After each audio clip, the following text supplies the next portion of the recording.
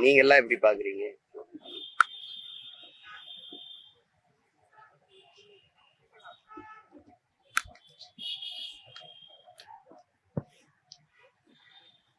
பல கோடி மக்களின் வீடு இருள கிடக்கும் போது, விளக்கேத்த வழி இல்லாம இருட்டுல கிடக்கும் போது, பல கோடி மக்களின் வாழ்க்கை இங்க மலை மேல விளக்கேத்துறதுன்றாங்க. இத்தனை ஆண்டுகள் எங்கே இருந்தார்கள் என்ற கேள்விக்கு என்ன இருக்கு?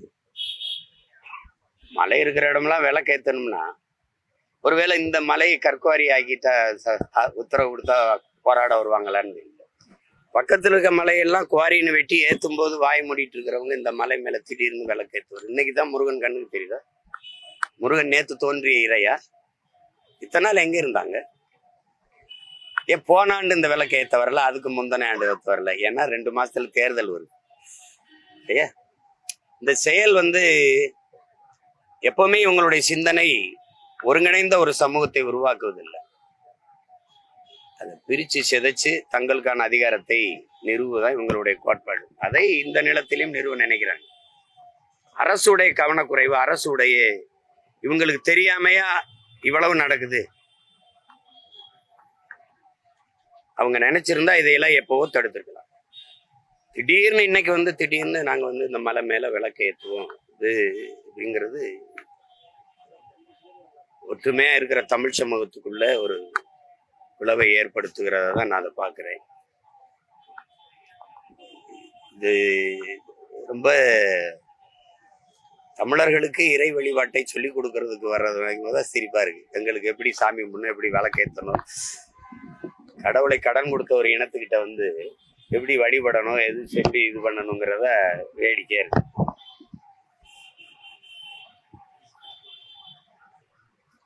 ஆனால் எல்லாத்தையும் அமைதியா பார்த்து கொண்டிருக்கிற என் மக்கள் தேர்தலில் அவர்களுக்கு எல்லாருக்கும் ஒரு பாடம் புகட்டுவார்கள். இதை சாதி மத மோதல்களை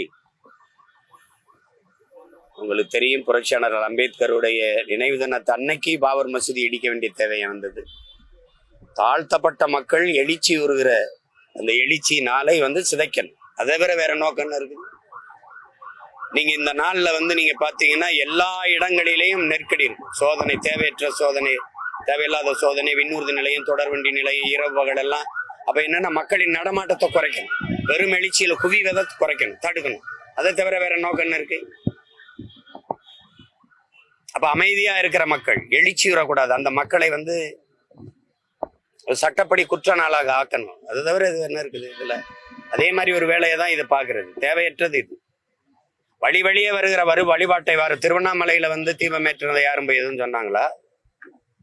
யாரும் சொன்னாங்களா? வழியே வர்ற மரபை போற்றுகிறாங்க. இந்த மக்கள் எல்லாரும் கொண்டாடுறாங்க. திடீர்னு ஒருத்தர் நான் போராடுவேன், அதுக்கு மாண்புமிக்க நீதி இப்படி ஒரு தீர்ப்பை கொடுத்து போய் ஏற்றுங்கள்னு சொல்றது எப்படி? ஒரு அமைதியா இருக்கிற சமூகத்தை குலைக்கிறதுக்கான முயற்சியை மதிப்புமிக்க மாண்புமிக்க நீதி செய்யறதா வருத்தமா இருக்கு. ஆனாலும் என் மக்கள் அதையெல்லாம் கடந்து தங்களுடைய பன்னெடுங்காலமா ஒருதாய் பிள்ளைகளா வாழ்ந்து வருகிற அந்த உயர்ந்த உறவு முறையை கடைபிடிப்பார்கள். அது தமிழ்நாட்டுல இந்த பிளவு, இந்த சிதைவு ஏற்படுத்துவது சாத்தியம் இல்லை. ஏற்கனவே இதை நடந்திருக்கு. உங்களுக்கு தெரியும், கன்னியாகுமரியில ஒரே சமூகத்தில் இருக்கிறவங்களை இந்து கிறிஸ்தவர் என்று பிரிச்சு போட்டது, மற்றபடி இங்க இந்து இஸ்லாம் என்று பிரிச்சு போட்டது. தமிழ் தேசிய மக்களின் ஓர்மையில பெரிய எதிரியா இருக்கிறது சாதி மதம் தான், இந்த உணர்ச்சி தான். அப்ப அதை வீழ்த்தி மேலெழ வேண்டிய தேவை புரட்சியாளர் அண்ணல் அம்பேத்கரில் மான தமிழ் பிள்ளைகள் ஒவ்வொருவரும் உறுதியேற்க வேண்டிய ஒரு தேவை உருவாகி இருக்குன்னு தான் நான் நினைக்கிறேன். அதை இனிவரும் தலைமுறையினர் இந்த சாதி மத சகதி அதுக்குள் சிக்கி மூழ்காமல் மேலெழுந்து ஒரு தமிழின ஓர்மையை கடைபிடித்து பிறப்பின் அடிப்படையில் எல்லோரும் ஒன்று, பிறப்பு ஒக்கும் எல்லாரும் உயிருக்கும் என்று போதித்த மறையனுடைய பிள்ளைகள் நாம். அதைத்தான் இந்த உலகில் எல்லா பெரும் மேதைகளும் கற்பிக்கிறாங்க. குறிப்பா அண்ணல் அம்பேத்கர் வரைக்கும் அதுதான். பிறப்பினாலே உயர்ந்தவன் தாழ்ந்தவன் கிடையாது. ஒருத்தனுடைய செயல்பாடை வைத்துத்தான் உயர்ந்தவன் தாழ்ந்தவன் மதிப்பிடணும். அதேதான் எங்க தாத்தா தெய்வ திருமன் முத்துராமலிங்க தேவரும் சொல்றாரு. பிறந்ததுனாலே ஒருத்தன் இந்த சாதியில பிறந்ததுனாலே தாழ்ந்தவன், இதுல உயர்ந்தவன் சொல்லக்கூடாது. அவனுடைய செயல்பாடை வைத்து, அவன் குணநலனை வைத்துதான் அவன் உயர்ந்தவனா தாழ்ந்தவனான்னு மதிப்பிடணும். அதை தான் அண்ணல் அம்பேத்கரும் சொல்றாரு. நான் மது அருந்த மாட்டேன், மனைவி தவிர வேற ஒரு பெண்ணை கனவுல நினைக்க மாட்டேன், சூதாட மாட்டேன், களவு செய்ய மாட்டேன், பொய் பேச மாட்டேன், ஊழல் லஞ்சம் செய்ய மாட்டேன். இந்த சமூகம் எது ஒழுக்க நெறின்னு கட்டமைச்சிருக்கோ அதன்படி வாழுகிறான். நான் தாழ்த்தவன் சொல்ற. அவன் குடிச்சிட்டு வேட்டி வந்து ஒரு தெருவில் இருக்கிறான், கண்ட கண்ட பெண்கள் தாலி இருக்கிறான், ஊரான் சொத்தை கொள்ளையடிக்கிறான், அவன் லஞ்சம் பெறான், ஊழல் போடுறான். சமூகம் எதையெல்லாம் குற்றம்னு சொல்லி வச்சிருக்கோ, அநீதி அறமற்ற செயல்னு சொல்லியிருக்கோ அதையெல்லாம் செய்யறான். அவனை இந்த சாதியில பிறந்ததுனாலேயே உயர்ந்தவங்கிற இது எப்படி இருக்கிறதுங்கிறது. இதுக்கு யார்கிட்ட பதில் இருக்குது? யார்கிட்ட பதில் இருக்குது? இந்த சாதியில நான் பிறக்கணும்னு யாரும் வர வாங்கி வந்து பிறக்கலையே. நீ பிறந்தவன நீ தான் இந்த சாதின்னு வைக்கிற, நீ தான் இந்த பேருன்னு வைக்கிற, நீ தான் இந்த இடத்துல வாழணும்னு வைக்கிற, நீ தான் இதை படிக்கணும்னு வைக்கிற. பிறந்ததை தவிர நாங்க பிழை செய்தது என்ன? அதனாலதான் பிறப்பின் அடிப்படையில் உயர்வு தாழ்வு எவனுக்கும் கூடாதுங்கிறது. அததான் எங்க மறை. பிறப்பு ஒக்கும் எல்லா உயிருக்கும் சொல்லுது. மனிதனுக்கு மட்டும் இல்ல, எல்லா உயிருக்கும் ஒண்ணுதான்டாங்குது. யாரு மேல கீறினாலும் ரத்தம் ஒண்ணுதான், ஆக மொத்தம் நீ நானும் 10 மாதம் தானே எங்க தாத்தா பட்டு கொட்டப்படுறாப்புல. இங்க பறச்சியாவது ஏதாடா, பணத்தியாவது ஏதாடா, இறைச்சி தோல் எலும்புல இலக்கமிட்டு இருக்கான்னு சிவாக்கியர் பாடுறாரு. எங்க எலும்புல எழுதியிருக்கா, நெத்தியில் எழுதியிருக்கா அவன் பேரும் ஜாதி. அம்மா இதை வச்சுக்கிட்டு கொடுமைப்படுத்திக்கிட்டு இதை ஒரு அற்ப தேர்தலா பாக்குறேன். கேடு கட்ட அருவருக்கத்தக்க அரசியலா பாக்குறேன். நீ ஏத்தன வேணா போன வருஷம் ஏத்தாம என்ன பண்ண? அதுக்கு முந்தின வருஷம் வந்துச்சு இல்ல. இதை கார்த்திகை இதுக்கு முன்னாடி ஏத்த வேண்டியது தானே. ஒவ்வொரு ஆண்டும் தான் கார்த்திகை வருது. அப்பெல்லாம் அந்த மழை இல்லையா? அப்ப அந்த விளக்கு தூண் இல்லையா? ஏன்னா 2 மாசம் பிப்ரவரியில தேர்தல் வருது. அதுக்கு இது எழுதணும்.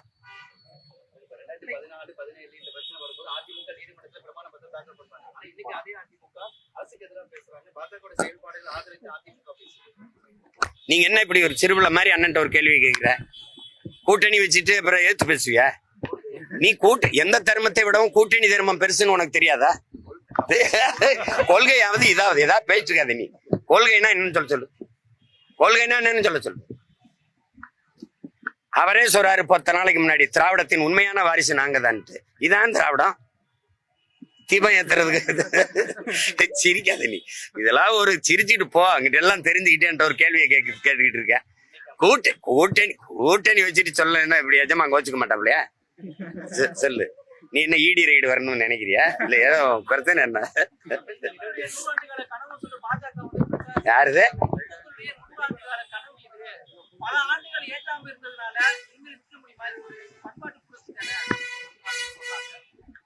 பல இந்துக்களுக்கு ஒருவேளை சோரே 100 ஆண்டுக்கு மேல கனவா இருக்கு. என்ன பண்ணலாம்? பாலு கலாத குழந்தை, கல்வி கேங்காத மாணன், வேலை கலையாத இளைஞன், இதுதான் என் கனவு இந்தியான்னா பகத்சிங். அடிமை இந்தியாவில் 79 ஆண்டு ஆயிடுச்சுன்னு அப்படியே இருக்கேன். இந்துக்கு ஒரு கனவு, இந்தியாவுக்கு ஒரு கனவு. இது எப்படி ஒரு ஆளுகிற ஒரு கட்சி ஒரு நாட்டுல இந்து மக்களின் ஒற்றுமைன்னு பேசுது. இந்துக்களுக்கு ஒரு கனவு இருக்குங்குது. இந்திய மக்களின் ஒற்றுமைன்னு தான் பேசணும். நாட்டின் மிக உயர்ந்த இடத்துல இருக்க ஐயா உள்துறை அமைச்சர் அமித்ஷா வந்து சொல்றாரு, இது இந்து மக்களின் ஒற்றுமை, இந்து மக்களின் எழுச்சிங்கிறதுல ஒற்றுமைங்கிறதுல. அப்ப இந்திய மக்களின் ஒற்றுமை என்ன ஆகும்? எப்படி? அப்ப ஒரு மதத்துக்கு ஒரு கனவு இருக்கு. எப்படி எப்படி இது என்ன கனவு? விளக்கேத்துறது. பல வீடுல விளக்கு இல்லாம இருந்து கிடக்குது. அமைதி பேரணி போறாங்க சென்னையில. அப்படின்னா பேராபத்து இருக்குன்னு அர்த்தம். ஆழ்கடலின் அமைதி எப்படி புயலா மாறுதோ தம்பி, இப்ப பேராபத்துன்னு அர்த்தம். புரியுதா? புயலுக்கு பின்னாடி அமைதி, இவங்க அமைதிக்கு பின்னாடி புயல். புரியுதா? வேற ஏதாவது கேள்பா? என்ன கேட்ட?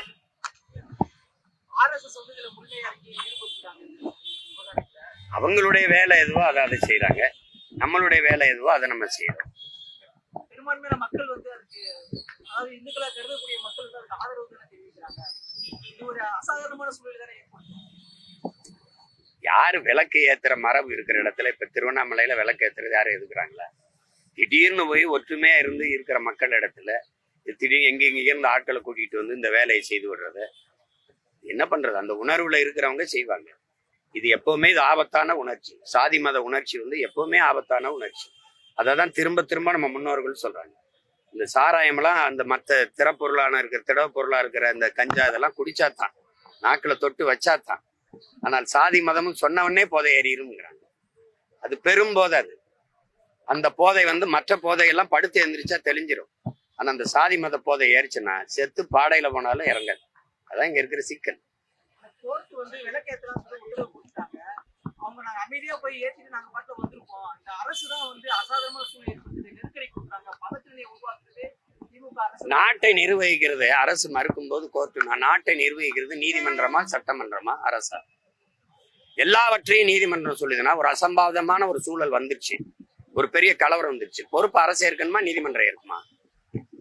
கேட்கறது பதில் சொல்லு. நீதிமன்றம் ஏற்குமா? உட்கார்ந்துட்டு இதை செய்ய அதை செய்ய நீட்டு எழுது மதுக்கடை, அதுக்கு அரசின் கொள்கை முடிவு, அதை மூட முடியாது. இது இந்த மாதிரியான போக்கு இது எப்படி? இந்த நாட்டை நிர்வகிக்கிறது சட்டமன்றம் பாராளுமன்றங்களா இல்ல நீதிமன்றமா? கேட்கறதுக்கு பதில் சொல்லு. நீதிபதிகளை நியமிக்கிறது யாரு? வானத்துல இருந்து இறங்கி வர்றாங்களா இந்த ஆட்சியாளர்கள் நியமிக்கிறாங்களா? யார் நியமிக்கிறது? நியமிக்கிற ஆட்சியாளர்களுக்காக பேசுவீங்களா கீழே இருக்கிற மக்களுக்காக பேசுறீங்களா? நீங்க நீதி எது? நீதி எது? நீதிங்கிறது எது? ஒரு சமத்துவத்தை, அமைதியை, நேர்மையை, உண்மையை நிலைநாட்டுவது. இருக்கிற அமைதியா இருக்கிற நாட்டுக்குள்ள குழப்பத்தை, ஒரு பிரச்சனையை உருவாக்குவதில்லை. திடீர்னு எங்க முருகன் மேல உங்களுக்கு என்ன பற்று வருது? திடீர்னு இத்தனை ஆண்டுகள் எங்க இருந்தீங்க? எங்க இருந்தீங்க?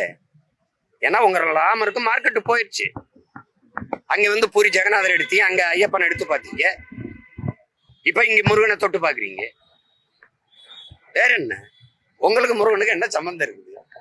சொல்லுங்க, என்ன சம்பந்தம்? ஏன்னா ராமருக்கு அங்க மதிப்பு இல்லாம போயிட்டு கோயில கட்டிட்டீங்க, அந்த பிரச்சனை முற்றுப்பட்டுருச்சு. அங்க அகிலேஷ் அயோத்தியிலேயே ஒரு தாழ்த்தப்பட்ட ஒருவனை பொது தொகுதியில நிறுத்தி உங்களை தோக்கடிச்சுட்டான். அங்க செத்துருச்சு, அங்க செத்துருச்சு, அங்க முடிஞ்சு. அதுக்கப்புறம் மாநிலத்துக்கு இருக்கிற ஒவ்வொருத்தனும் எவன் பெரிய மதிப்பு வச்சிருக்க அந்த இறை இருக்கோ அந்த நம்பிக்கை தூக்குறீங்க. நீங்க பல்வேறு அமைப்புகள் வந்து போராட்டம் பண்ணாங்கன்னா அரசு வந்து இன்னும் நடவடிக்கை எடுக்கல. அரசுக்கு தெரியாம எப்படி? அரசு தானே 2 ஆயுதம் ஏந்திய 2 காவலரை அவருக்கு பாதுகாப்பு கொடுத்துருக்கிறது யாரு?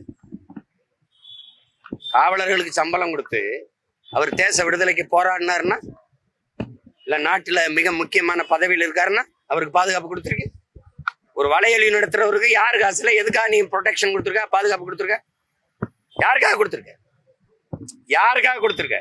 எல்லாரையும் இழிவுபடுத்தி பேச சொல்லி, உங்களுக்கு எதிரானவனை கருத்து பரப்ப சொல்லி, அசிங்கமா பேச சொல்லி, அவமதிக்க சொல்லி அதானே செஞ்சிட்டு இருக்காரு. சொல்லுங்க, நீ பாதுகாத்து வச்சிருக்க? இப்படி ஒருத்தனை பாதுகாத்து வச்சிருக்க. எத்தனை நாள் வச்சிருவ? எத்தனை நாள் வச்சிருவ? நீ எத்தனை நாள் வச்சிருவ? இன்னும் எத்தனை வருஷம்? இன்னொரு 50 வருஷம் இந்த ஆண்ட புரியா? எத்தனை வருஷம், எத்தனை நாள் வச்சிருவ நீ? எதுக்கு அவனுக்கு பாதுகாப்பு கொடுத்தா சொல்லு? எதுக்கு கொடுத்தா சொல்லு? என்ன உயிருக்கு? வாயை ஒழுங்கா வச்சுட்டு இருந்தா என்ன அச்சுறுத்தல் வருது? எதுக்கு அச்சுறுத்தல் வருது? எது வைப்ப? யார வைப்ப? யார வைப்ப? நீ யார வைப்ப? கருணாநிதி வைப்பியா? அண்ணாதுரை வைப்பியா? ராமசாமி வைப்பியா? இவன் ராமசாமி வைப்பியாயா? உனக்கு என்ன கேவலமா இருக்குது? காமராஜ், முத்துராமலிங்க தவிர என்ன சாதாரணமா உங்க வீட்டுல வந்து நாங்க கூலி வேலை பார்த்து டேய் உங்களுக்கு எல்லாம் நக்கலா தெரியுது என்ன? ஜனநாயகவாதிகளா நாங்க வாழும் போது ஜனநாயகவாதிகளா இருக்க விட்டுறணும். புரியுதா?